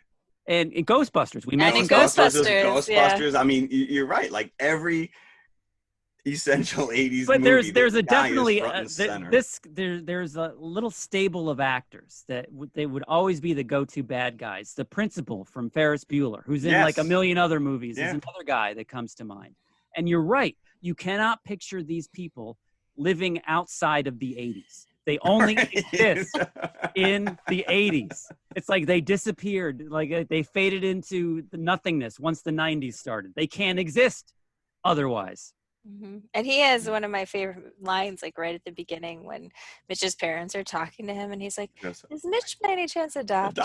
It just goes right over the parents' head, because obviously he's super intelligent and they have no clue what they're talking about or what he's talking about. They asked him if his hair was real. Right. Yes. So I saw your show the other night. Yeah, genius. But again, like you said, the dialogue is just like when we're first introduced to Chris Knight, Val Kilmer. And he just says, you are Chris Knight, aren't you? And he goes, I hope so. I'm wearing his underwear. like those lines just flow. I mean, Kilmer, obviously he was coming off Top Secret, which came out the year before. But he just kills it. It's just effortless. But it is throwaway. Like, you can watch this several times and catch lines that you hadn't heard before. Yeah. My favorite is when Jerry says to him, I'd like to see more of you in class. Oh, yes. And then he says, I'll gain weight. Fine, I'll gain weight. Right. Which is just like, wait, I get it. Yeah. We'll even go back to the war room scene at the beginning. And the one general turns and goes, I'm sorry, Dave. I haven't had a working weapon since Korea. Like, just stupid stuff like that you either get or you don't get. Yeah. The movie doesn't talk down to you either. That's another No, if anything, you have to kind of elevate yourself to it. Yeah. Which is only right because you're in the environment of these super smart kids. So it's perfect. And I say it before in some of these other movies. We talk about this rat-a-tat dialogue, and that's basically what it is. It really is, but it's not it's not like they hit boom, and then they all look at this. Like, it just keeps going. Like, it just, you get it or you don't. Yeah. Oh, especially like when Jordan goes into one of her little monologues, and it's just like, you gotta stay right there. Oh yeah, because Yeah. she is like, Yeah. but you're basically there with Mitch, because Mitch is just like, he's a kid coming into this environment, and he's completely overwhelmed. So he is the audience's entrance into this world. Yeah, and for all intents and purposes, he's the star of this movie. Is Yes. Gabriel Jarrett? It is his even story. though Val Kilmer is like he's what you're buying your ticket for. Oh yeah, always front and center on the movie. Yeah, like I said, Right. coming off top secret. He's the marquee name. But he very ably carries the movie on his shoulders. I'm talking about Gabriel Jarrett playing Mitch Right. Taylor, and I was just looking at his the other stuff that he's been in, and he's never really had a leading role after this, which is a sad thing. He's been in a lot, though, like Karate Kid Part 3, Apollo 13, Frost Nixon, are just some of the names that I was reading on his filmography. But yeah, he does an excellent job as Mitch Taylor. And I think he was very relatable watching this as a 14-year-old kid. Yeah. Mhm. Yeah. And your ideals of what college was or could be. Yeah. And as Christina was saying, much more so than a Revenge of the Nerds or Right. something to that effect, which is so over the top, like going into Animal House territory. So this is a real unique take on it. No, Jeff said, like they did a lot of research on Caltech, and the filmmakers had gone to Caltech and they talked to students, and like all the graffiti that's in the dorm rooms, like that's based on stuff that was at Caltech in the dorm rooms, and they actually had some students come in and add to the graffiti, and actually read a great essay from about 5 years ago from one of the female students at Caltech who was the inspiration for Jordan. Okay, cool. And she said, that one of the charges that had been leveled against this movie when it came out was there weren't enough women in the story. But at the time, Caltech had a 7-to-1 ratio of men to women, which is about right. So characters. it's like what you see in the movie is actually accurate. Wow. And she talked a little bit in the article about how difficult it was to be a woman in the science field. Now the ratio is like 3-to-2, so it's more even. Wow. So there's a lot more women going into science. But yeah, it's such a real celebration, I think, of like what it is to be a smart kid, Yeah. and to say that it's okay to be a smart kid, and that everybody is, and they're not all like super studious, they like there's degrees of right. And it's not right. I mean, they play a lot with with Chris Knight's character, and the fact that you were like the pinnacle, you were a genius, and now you're like, and he's like, I gave up. I'm just, you got to just go with the flow, man. Yeah, even the parts with the hijinks and the partying, they're applying their knowledge to that as well. Oh yeah, the scene where he takes the ice core, which I guess was frozen CO2 or whatever, and he was using it as coins. That's the one thing that, as well as the research they did into Caltech. Who's the director of this? Martha Coolidge. Martha. She did extensive, like all the math that's in this movie plays out. Mm-hmm. Like they did their homework. They're not just, throwing shit up on the board to try and dazzle you. I mean, there's multiple scenes where these characters are trying to work out this laser, and apparently the math plays out. I mean, we haven't talked about Kent yet, who is one of the most memorable heavies, if you can call him that, in a movie. The scene where they're talking to him through his braces is probably the most iconic section of this movie. God, is that you? Stop playing with yourself, Ken. It is God. But the whole lead up to this, where what's heartbreaking is that as a kid, I so identified with Mitch Taylor that I was kind of very taken with Chris Knight's character, that he would befriend Mitch, like Right. like an Kind of older embrace brother to look Yeah, up to. sure. Yeah. And then you kind of learn that, Chris Knight says that I was just like you when I started. And I realized that, life is too short, whatever reason. They probably all were like him. If you're one of these kids that excel, and we all had one in our class. I obviously was not, but I knew, the smart kid who everyone kind of like poo-pooed and looked down on because he was so much smarter than you that you couldn't really relate to him. And then you go out in the world and you either stay that way or thankfully, he went to an environment where he was embraced. So I got just as frustrated as Mitch does with Chris, like that he's squandering his talent and his knowledge. So that's why I love that scene at the beginning where he wakes up. Jerry threatens him that he's off the project, that he's going to fail him because he's just such a good for nothing that he's a disappointment.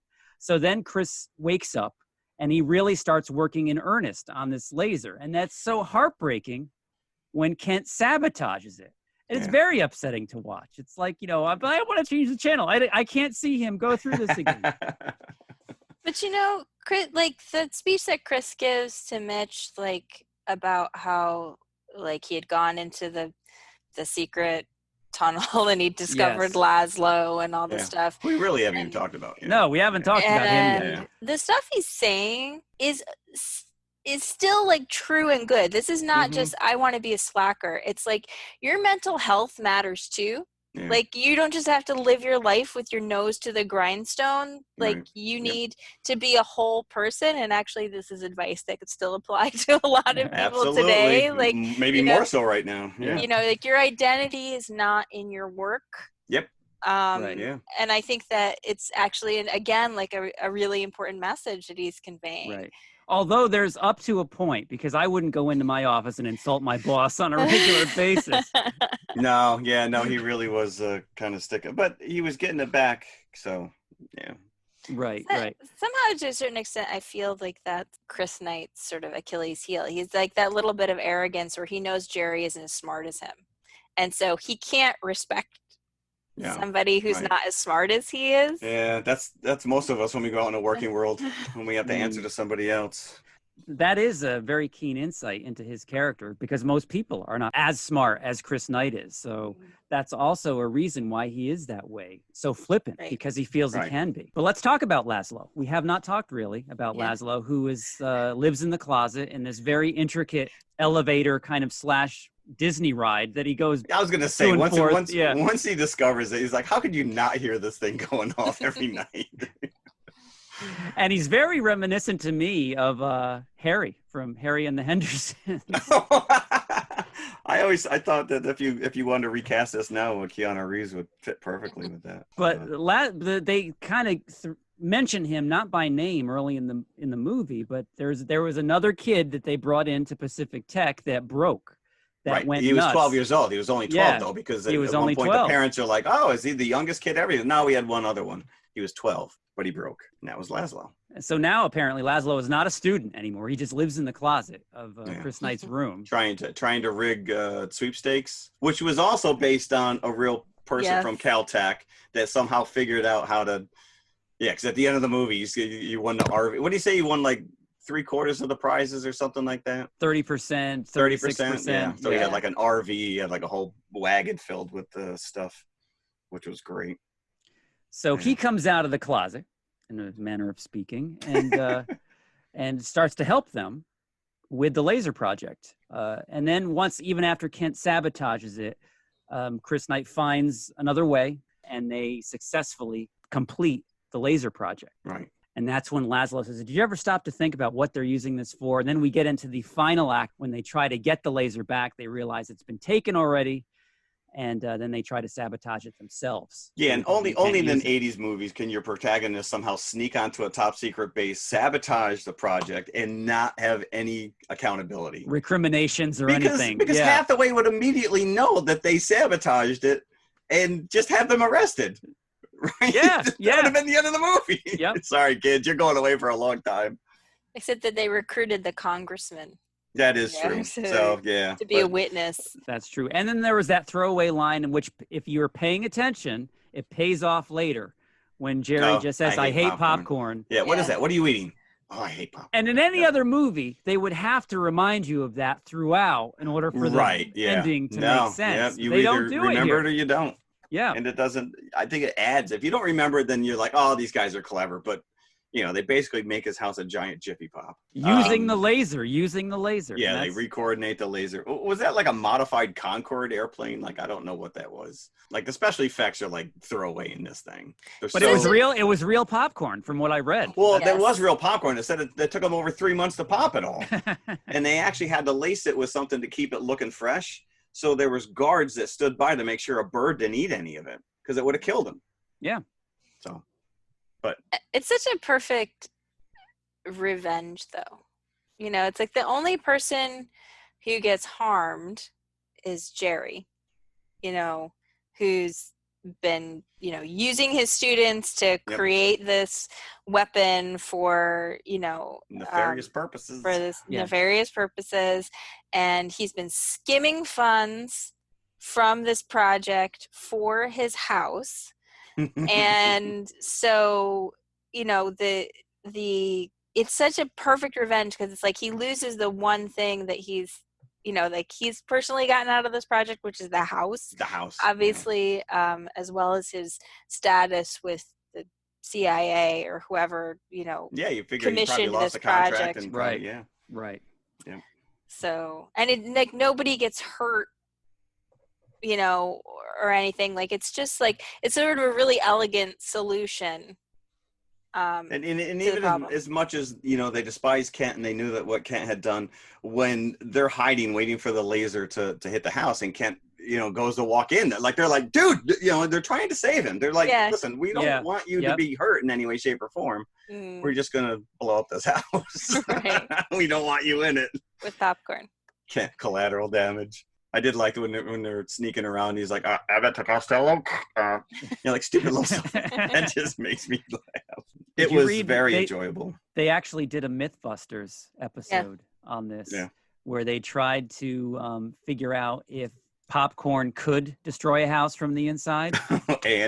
And no, it couldn't. No. It's not heavy enough to do it. I didn't think so. It would fill up. But it's such a neat visual, though. And that's all practical. Again, that's a real house being pumped with popcorn blowing out the windows.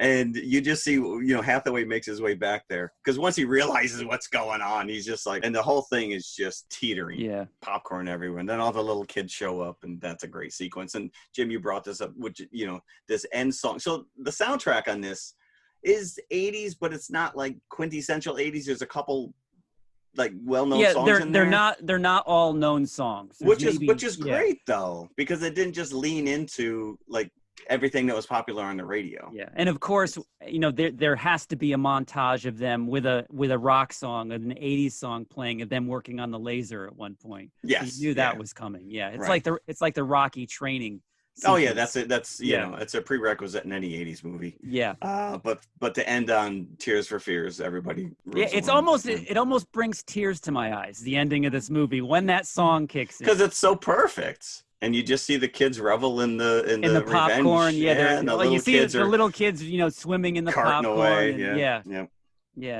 It's just, I saw it so many times on cable and what have you. I did not see this in the theater, but I saw it played pretty quickly. I think it came to cable pretty quickly because I saw this many, many times. And it was one of those things where if it was on, I would stop and watch it every single time. Yeah, I probably dismissed it. Not as big of a fan going into it, but yeah, I would solid 4 buckets. Oh, easily, much more so than because it is worthy of repeat viewings, because like you said, the dialogue and just there's so many like little sight gags that you kind of miss out on. Like at one point when he's in his room, he takes a drink of water from the water cooler. It's filled with goldfish. Yeah. Yes. Like just silly stuff like that. And you're just like, there's fish in there. Is he drinking the fish water? Is it? And I also appreciated that he's wearing a Monkees t-shirt before the Monkees actually had a comeback in the 80s. Yeah. Yeah. The Monkees. At one point he's wearing a surf Nicaragua shirt. It's just like silly stuff like that, you know, so many like posters and the graphics on the walls, you know, of a regular dorm room that just, you know, kind of spells out who and what you are as a person at that point. You know? He has such Val Kilmer has such a star quality in this. Like, he's just such an effortless actor. No, he owns it. He definitely owns it right here. You know, he never seems like he's acting. He just seems like he's inhabiting the part. He doesn't feel forced. When you see stuff like this, like, man, like, he should have been serious roles. And I think that his most memorable roles are the ones where he really gets to be interesting, right? Like, everybody talks about him in Tombstone. He's really the only redeeming quality in Tombstone, which is not, like, frankly, not a great movie, you know. You just offended some of our listeners. But he's so good and he's so memorable in that part. You know, he had that ability to take a supporting part. Like Jim says, he's really not the star of this movie. He's technically the supporting part, but he steals the show. Did anybody catch the Tom Hanks cameo? Did Nope. we know that Tom Hanks is in this movie? No. I did not. He is. Right when Mitch first comes on campus and he's walking through the quad, and there's a bunch of people that he interacts with, Tom Hanks. I think it's like the 11-minute, 45-second mark. Huh. Tom Hanks. Really? Yep. I'll have to go back and look. Yep. I have a screen grab, but I couldn't. It's a moral imperative that you go back and look at that. It is. Yeah. Any Chippendale Rescue Rangers fans here? Yes. So, do you know the character of Gadget was based on Jordan?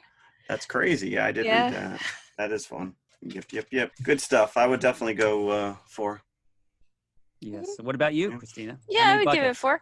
It didn't do that well. It came out a week after Fright Night. They came out within a week of each other. This in was August, like, 1985. first week of August, yeah. Yep. Budget of $8 million. It made $13 million. So it was not a big hit. So it's gotten more popular over the ensuing classic. years, obviously. Cult status, definitely. Love Real Genius. Was very happy to watch it again. So. Yes. It surprised me because I really, again, didn't really think much of it. Pleasantly surprised. We want to talk about our confessionals. Confessionals. So what we're doing for this week and the next 2 weeks is that we're taking the year that we're talking about, in this case, 1985, and we're looking at other things that we liked during that year, not necessarily during the summer. So I'll start. I'm looking at all the things that premiered that year on TV, and I can't say that I was a fan of any that was playing on TV in 1985 that actually started that year. But I will say this, that a couple of big major events loomed large on my landscape.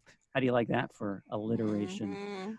First one being Live Aid, which happened on July 13th, 1985. This had such an impact on me, first and foremost, because it's the first time I really considered David Bowie. And from Live Aid, from his performance of Heroes specifically, I became obsessed with David Bowie. And from that point on, I never looked back. And I remember sitting from early in the morning that day until 11 at night, whenever it ended, I was glued to the TV. I think all 3 networks ran it, right? No, MTV ran it the entire length of its broadcast. MTV then. Yeah. And ABC ran it, I think, the last 2 or 3 hours. That was it? That was it, yeah. It was live. That would have been my only experience or exposure was on network television. And I had a VHS tape. We recorded whatever was on. But that was a huge day. And at that time, I've talked about this a few times here on this show, but I was a major professional wrestling fan as a kid in the 80s. And 85 was probably the pinnacle for me, for my wrestling fandom. WrestleMania, the first WrestleMania. With Mr. T and Hulk Hogan against Mr. Wonderful and Roddy Piper, who we should be talking about, I hope soon. Yes, please. They Live alone. Yes. But those 2 events, in terms of TV, were huge for me. The first WrestleMania and Live Aid. And in terms of music, 85 was huge. I was just looking at all the songs and albums that were out during that year. And so many of them were my favorites. I was just coming off of my metal period, so I was still very much into Motley Crue, Theater of Pain. And now this is very telling. We took a vacation to Seaside Heights the summer of 1985, late July. And one of the games of chance that they used to have on the boardwalk there was you put 50 cents down, and it was, like a roulette wheel. And if you won, you got to pick a cassette of an album. And it was all cassette. Nice. And so I won, and the one that I chose was the first U2 album that I owned, which was Under a Blood Red Sky. And that completely eclipsed everything else I was listening to that summer. Yeah. And I put away my metal cassettes, and I never looked back. I never listened to them again. Or sparingly. And so it was just forward from that point on. And I was also a huge Police fan. With Synchronicity, Ghost in the Machine, loved the Police. And that was the year that Sting came out with his first solo. Dream of the Blue Turtle. Dream of the Blue Turtles. Awesome album. Oh so even though Under a Blood Red Sky was not technically released in 1985, that was huge for me during that year. And as was Dream of the Blue Turtles. Yep. But there's so many songs. Raspberry Beret. I loved that Prince album, Around the World in a Day. Invincible. We talked about that last week, which was Pat Benatar, the theme song to Legend of Billie Jean. I love that. Yep.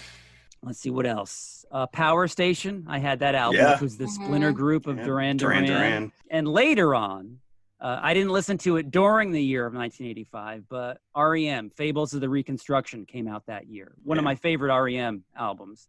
Hounds of Love, Kate Bush, came out that year. Again, I was aware of her, but I never had the album until years later.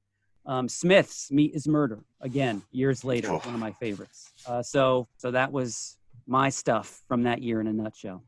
That's a lot of stuff. That's a lot of stuff. Jeff and I can just leave now because Jim picked all the stuff. Ladies, next.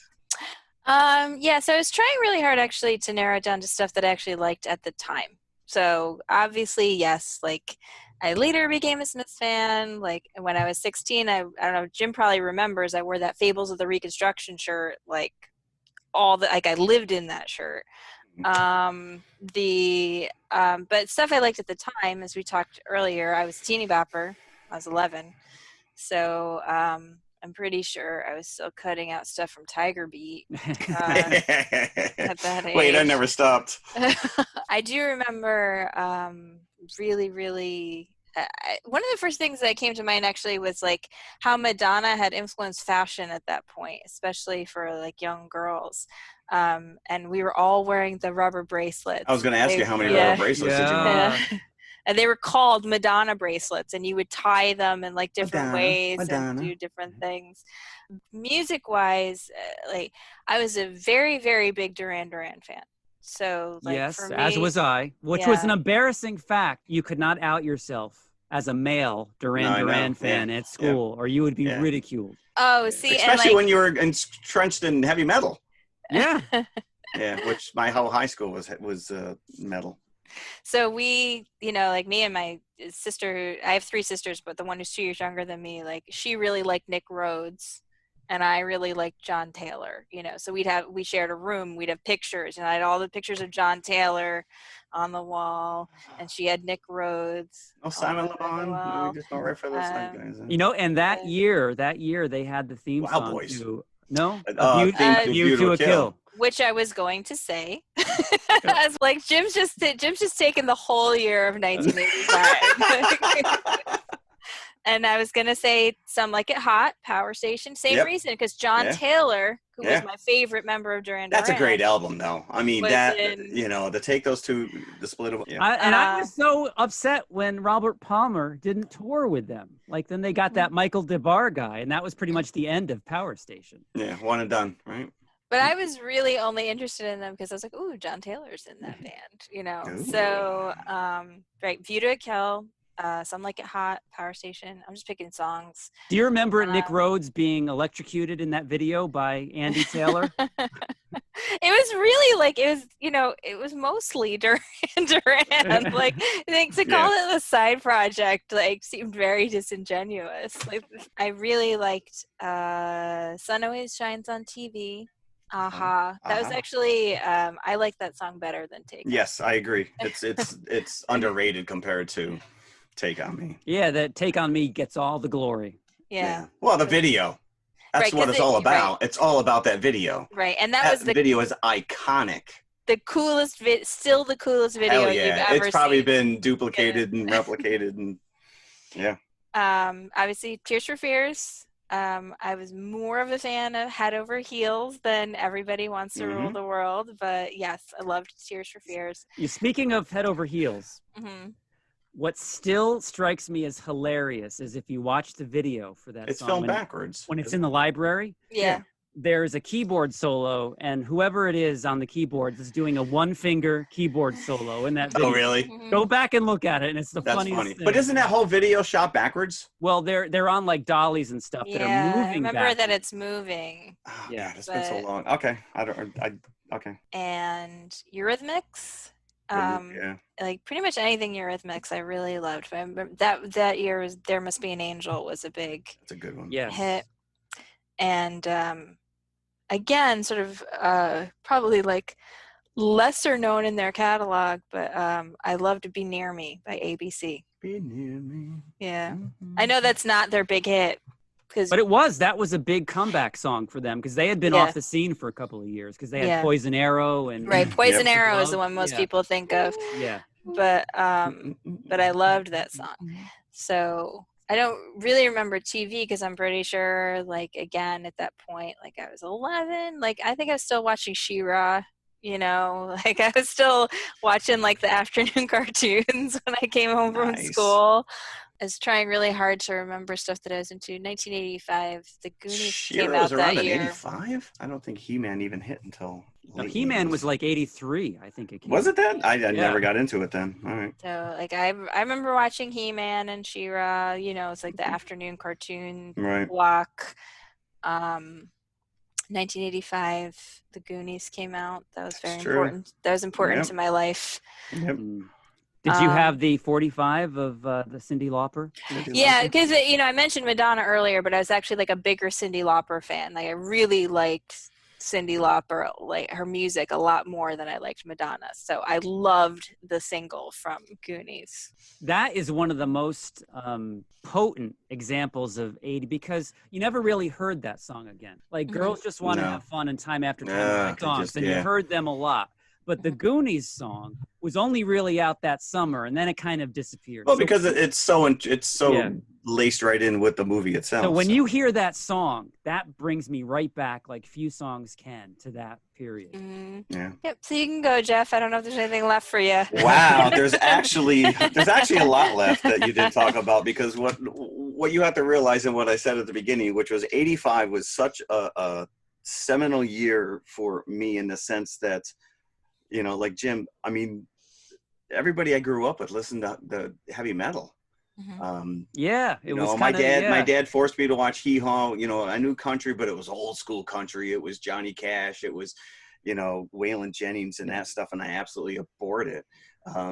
But I wasn't entrenched in MTV. But once I went to college, it was like the barn doors just blew off, and I was exposed to so much because I was, it was 85, and WLIR out of Long Island was the alternative radio station, and it was like Nirvana for me. It was like stuff I never, Squeeze. Who the hell is Squeeze? I mean, I never heard of any of these songs, but leading into the summer, Miami Vice was huge. I mean, I lived and breathed Miami Vice. Every Friday night, bowl of popcorn, glass of ice cold milk. Me and my dog Nova would sit down and we would watch. I mean, I was so invested in that stupid show. And so when the soundtrack came out, the Jan Hammer Miami Vice soundtrack, and that was Phil Collins was on there, Glenn Fry, any of these guys. And then they started showing up on the show, not only their songs, but to me, that was like completely revolutionary. But TV shows, the A-Team was also huge on my list. Oh, yeah. I was on the Cheers bandwagon from season 1. Now, nowadays, those shows wouldn't even last 12 episodes and they get pulled. Cheers never even found an audience until like the second season. But Cheers was another show that I was completely invested in. Loved it. Probably Moonlighting was up there as well. But that was a little like waning at that point. I'm not talking about stuff that premiered that year, maybe the movies and the music, but as far as the TV shows, I had to just latch on to what I was watching at the time. Right. Music again, USA for Africa, We Are the World I was in chorus, I was lead tenor, we were in a singing group, which was the equivalent of a glee club today. And probably every high school musical did We Are the World. And everyone had to fight over what part they wanted. Who do you want to be? You want to be Huey Lewis? You want to be friggin' Bob Dylan? You get that line. But Huey Lewis' Power of Love was also huge. Oh, yeah. Oh, yeah. Because Back to the Future. Now, I had no idea or knowledge of what Back to the Future was. My art teacher somehow saw it long before I ever did. Because I think it came out toward the end of the summer. It did.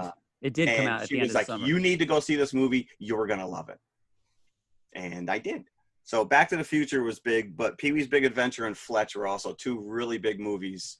Now, again, that's pre-college. And then once I hit college, Legend and Highlander, like, completely changed my way I ever watch movies. And I saw both those back to back because we snuck from one theater to the other. So yeah, I could go on with all these other songs. You want to, once I hit college and it's Oingo Boingo, it's Thompson Twins, and I embraced Duran Duran, all this other stuff that, Howard Jones, huge Howard Jones fan, had my hair like Howard Jones. I had a giant mohawk.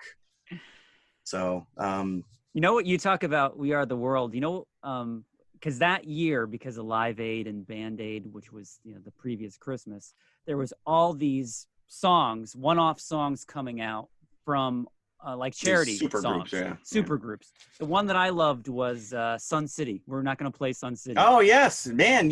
Wow, yes, that's a great. I haven't heard that in years. Yeah, I know, and I would wait. Stevie Ray Vaughan? No, he was on The Sopranos. Little Steven. They look the same. They both wear a bandana. But Bono was in that. Lou Reed was in that. And I would wait for MTV to play that with my VCR tape at the ready so I could just record waiting with that the button. video. Waiting. Yep. Yeah. Very cool. So yeah, I mean, I don't think there's a song we didn't hit on. No. Nice. All right. So I quite enjoyed this episode. Mm-hmm. Yeah. And we actually had a consensus on both movies, which I think is unprecedented. Yeah. So Let's who's see about going next next? week. Who is going next? We will be covering The Lost Boys and Monster Squad. So summer of '87. Now, I have read a lot of things. I have never seen Monster Squad. What? But I have read a lot of things about it that this is still something that people say scared them watching it as a kid. I made sure that I owned this just so I could let my kids watch it. It's not. I don't think it's. I don't think I thought it was scary then either. But Well, I guess it depends on when you see yeah, it. I guess it depends on your age. I was 13, so that for me was like, but because it is kind of riding on the Goonies bandwagon a little bit. It's like the kid adventure thing where like the kids sort of have this secret world that's going on, that adults aren't aware of. And but I loved this movie when it came out. Yeah. Again, I own this one, have owned it for many years. I actually have the t-shirt that the kid wears in the movie Stephen King Rules. I'll be wearing the that. actual shirt that I you will be wore? wearing it next week. Well, it might be a little small on you. That kid was only about 7. Interesting. All right. It's going to be interesting, Jim, because you've never seen it. I am actually excited that you've never seen this because Now, you know why? Because I was thinking to myself, why wouldn't I have seen this? But I was probably 16 when it came out. too so I cool. don't think Too I cool for school. Yeah. Now, Lost Boys I did watch the year Yeah. it came Yeah. out, but I never watched this. So maybe I thought it was a kid's movie. It is. I mean, it Yeah, is. It's it like is, it's but like yeah. a PG movie, but Yeah. Still entertaining as hell. it is. All right. Cool. I'm ready. Let's get that DeLorean set for 87. Let's go. All right. Well, as always, thank you for listening. Thank you. Thank you. Bye. Hello, everybody. If you liked the podcast you just heard, then please follow TMI on all of our social media outlets. First and foremost, email us at tmipodcast2018@gmail.com. That is tmipodcast2018@gmail.com. And you can follow us on Twitter at TMI_podcast2018. Stop over, say hi, give us a compliment. We'd love to hear from you. Awesome. Make sure you follow us on Instagram as well, which is also TMI_podcast2018. And of course, we are on Facebook, facebook.com/ Facebook.com/TMI Podcast 2018. And it should be noted, we also have a community page, so join the forum. And if you like to watch YouTube, you can see us at TMI Podcast 2018, all one word. Look for the popcorn bucket. Popcorn bucket. Or you could just go to our website, which has every link there, TMIConfessionalspodcast.com. And we'll see you at the concession stand. We'll save some popcorn for you. Disney. You're so cool, Brewster.